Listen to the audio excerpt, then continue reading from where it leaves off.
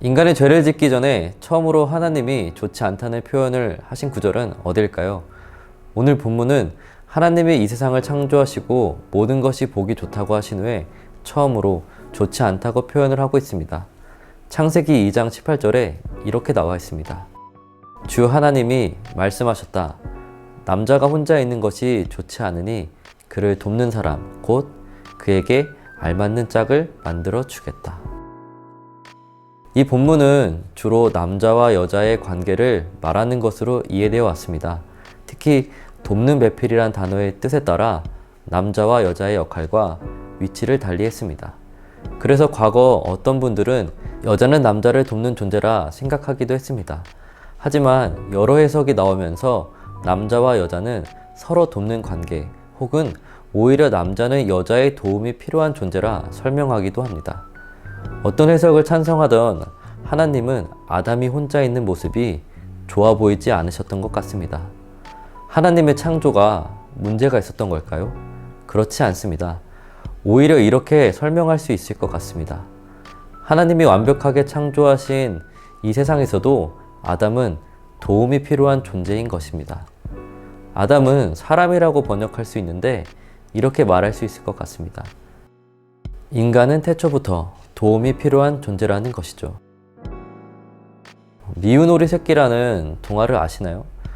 형제 오리들과 달리 자신은 크고 특이하게 생긴 오리가 있었는데 그 오리는 형제들과 다른 모습의 자신을 싫어하고 또 원망했습니다. 하지만 시간이 지나고 우연히 우물에 비친 자신의 모습을 보게 되었고 그 모습은 저기 앞에 보이는 멋진 백조의 모습과 같은 것을 깨달아 자신이 백조임을 알고 자신의 정체성에 맞게 살았다는 내용입니다. 미운 오리는 다른 오리로 자신을 규정했기에 스스로 미운 오리가 되었던 것입니다. 철학은 사람이 다른 사람 없이 자신을 규정할 수 없다고 합니다.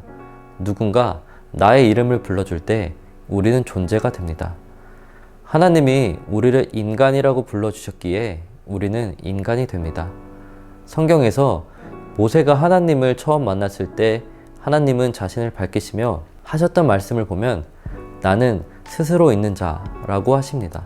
즉 다시 말해 인간과 달리 나는 누구로부터 규정되는 대상이 아니라 나는 곧 나다라고 말씀하십니다. 하나님의 시선에는 모든 인간은 존재적으로든 실존적으로든 도움이 필요한 존재입니다. 그래서 이렇게 말할 수 있겠습니다. 모든 인간은 하나님 앞에서 우열 없이 도움이 필요한 존재다. 우리가 사는 세상은 많은 발전을 이루었지만 엄연히 계층이 나눠져 있습니다. 돈이 많고 학벌이 높고 사회적으로 영향력이 높은 사람의 머리를 숙이고 또 도움이라는 이름으로 우리가 좀 더 나은 사람이라고 생각하기도 합니다.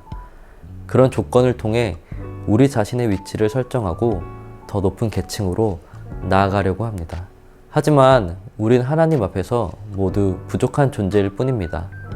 모든 것이 좋았다고 한 그 세상에서도 지금 이 시대에도 마찬가지입니다.